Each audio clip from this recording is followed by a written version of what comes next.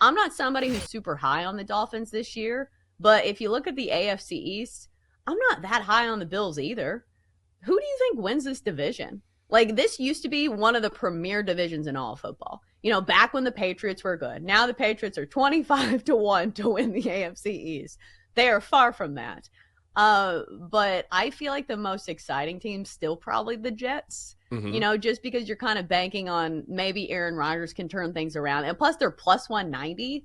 I guess it's shorter odds than the Dolphins. But let me ask you this. Do you think the Dolphins have a chance of winning their division? Yeah, I absolutely do.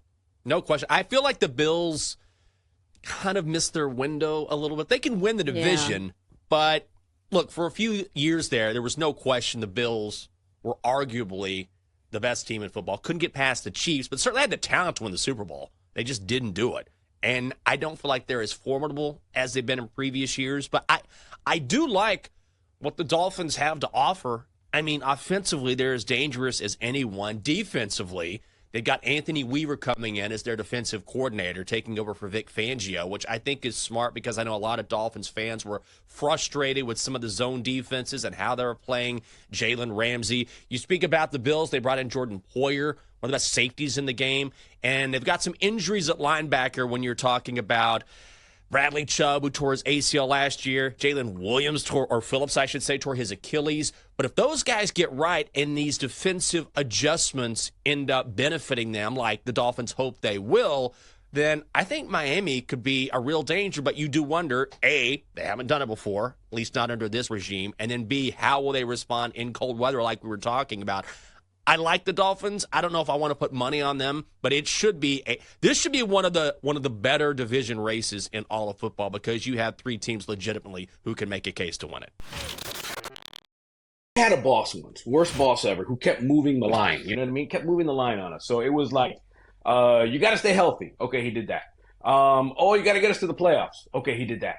Oh, you got to lead the league in passing. Oh, you did that. It's like, how much more can this guy be expected to do? I mean, I know what it is. Win a playoff game. And so I think what's happening here, especially with the locals, there is some feeling that's saying, why would we give somebody $50 million a year when he hasn't been able to accomplish something in a generation? Guys, the last time the Miami Dolphins won a playoff game was December 30th, 2000. 2000 was the last time they won a playoff game. Why am I going to pay $50 million? And I think it's really telling that you have an owner in Stephen Ross who's not cheap. He'll scratch out those checks. And now we're sort of hemming and hawing. I'll let him play out his last, making 23 this year, which isn't chump change, but it's far from 50. And it's curious that they haven't done it. It's a very interesting scenario, and it's creating a lot of murmur, a lot of buzz as to why. And really, we don't know. He's done everything. He's been a good soldier. So let's do it.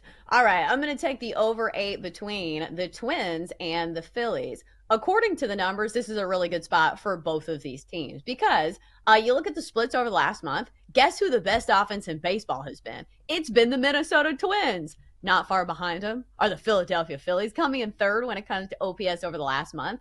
And plus, you have two pitchers who have kind of been middle of the road. And you say to yourself, oh, wait, Ranger Suarez is an all-star this year. Well, he has not been great as of late, allowing 15 earned runs over his last 3 starts. So if you're looking for something to get you back on the right track, do you want to face the best offense in baseball over the last month? Probably not. Maybe not a great spot for Ranger Suarez. And Bailey Ober's kind of a middle-of-the-pack pitcher for me. And also, he has to face the Phillies. Plus, one thing that we learned over the weekend is that the Phillies bullpen can certainly give it up. So I would rather trust both of these offenses than both of these pitchers. So let's go over 8 between the Twins and the Phillies.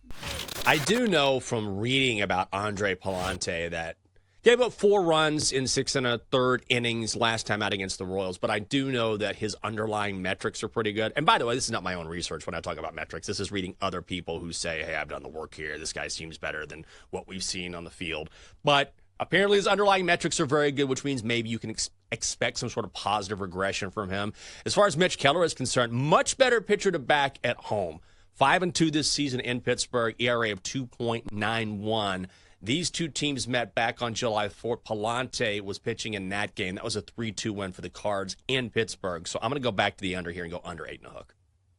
I was going to say, if you believe in both these pitchers, but maybe not the bullpens, the first 5 would be the way to go.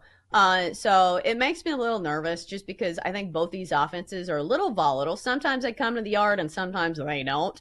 But if you look at the numbers, they do kind of support backing an under here. Pittsburgh overall has been an under team this year. 51, 46, and 2. Obviously, it is a very narrow margin. Maybe something not to base your bet on. But definitely go with the first 5 instead of the full game. The Pirates bullpen is fully capable of blowing just about any game. So maybe just take the first 5. All right. I'm going to go Enrique Agumbawale. That's the curveball. Okay. That's the curveball. Xander was awesome. Is awesome. But I will say I love the fact that Agumbawale had 0 points in the first half. She set a WNBA record with 34 for the game, and all those came in the second half. And also, this did not come out of nowhere. This is the second time she's won All-Star Game MVP, and she didn't make the Olympic team, and that's what a lot of people were worried about or questioning, at least after this performance. You didn't put her on the Olympic team, and she did this against the best players on the planet. So this was not a major like in golf, but when you have a performance like this against the Olympic team and you go out and you look like the best player on the floor, you look like the best player on the planet yesterday or over the weekend. Enrique Agumbawale, MVP. And he's been the world number 1. So, let's not let that slide either. Xander Schauffele now has entered the conversation, but Scottie Scheffler, even in his worst tournaments, I think that's the most surprising thing about Scottie Scheffler is even when he's bad, he's still very good and finishing in the top 10. No, I think that's exactly right. The thing is that Scottie has performed at such a ridiculous level. There's no way in the game of golf, as good as you are, guys get hot and they might win a major or 2 or have a run.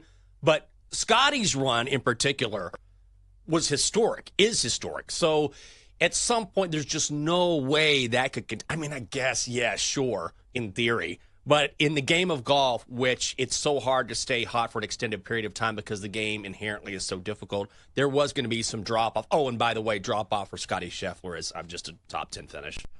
So I think T7. Yeah. So it's like, what else do you want me to do, guys?